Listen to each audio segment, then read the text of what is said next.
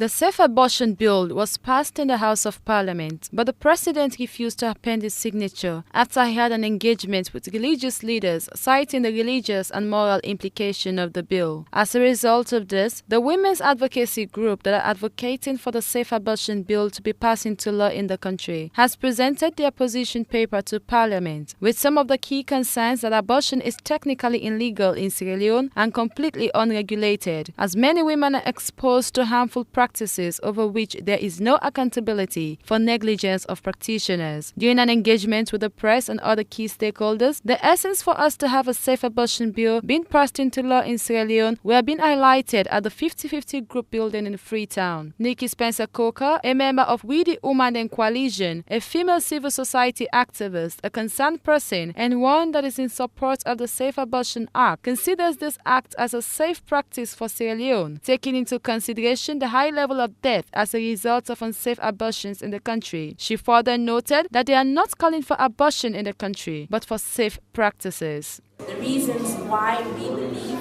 that this act is the right thing for Sierra Leone. And so we're just here ensuring that, as our democratic process allows, that all voices are heard, that all opinions are sought, that we are all adhering to the President's call for consultations on the Safe Abortion Act. Aisha Fofana Ibrahim, a member of We the Woman and Coalition and president of 50-50 Group, speaking to this medium, reiterated that inasmuch as we respect our religion, our policies must be informed by science, and it must be about the rights and life of women, and noted that it is indeed erroneous for religious leaders to say proper consultation was not being done. Like we said in Parliament today, I'm a Muslim and I support the safe abortion bill. We have Christians and they support the safe abortion bill. More importantly, we respect our religions and traditions. But as you know, in Sierra Leone, this is a democracy and not a theocracy. So our policies should be informed by science and critical thinking. And that's what we're pushing for. That parliamentarians should consider that even though we all have our religions, this policy is about the lives of women and about the rights of women, and they should think deeply before they come to a decision. And the decision should be that they stick to their previous position, which is passing of the act. Well, I think it's erroneous to say that there is no consultation. If you were in Parliament this morning, you will hear the list of consultations that they go on, even with religious leaders. So there was a lot of consultation. It started in 2014 and ended in December 2015. In a similar event, IPERS Sierra Leone, working in partnership with We the Woman and Coalition and other key stakeholders in support of the abortion bill, engaged the press after their engagement with parliamentarians in the House of Parliament. Eileen Omolisk is the senior policy advisor at IPERS, noted that prior to this time, they had several engagements with the Ministry of Health and Sanitation, women's group, societal head, and other key stakeholders to sensitize them on the bill, but there are a lot of misrepresentation in relation to the bill. See how best we can send out this message and in the proper manner. We have had a lot of messages. We see a lot of misrepresentation. We want to put it straight from our point of view, and then I think the discourse can continue.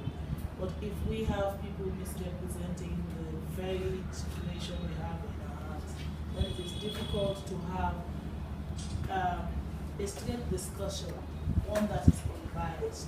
So we want to take out the religious, the moral, and the social sentiments out of this, to see how much attention this subject is gaining. It's not like we are here in Freetown and it is only the Interreligious Council that is acting. There are other people out there who believe that we already took a very brilliant move on the 8th of December. Moitengbe Sati, a senior health system advisor, gave a clear description of how abortion can be medically safe when being done by a professional, and that the kits being used now for abortion are more modernized and does not cause harm, and noted that even though a lot of people are raising concerns about our health system, we have to start from somewhere. This one is not the one going into the body of the woman.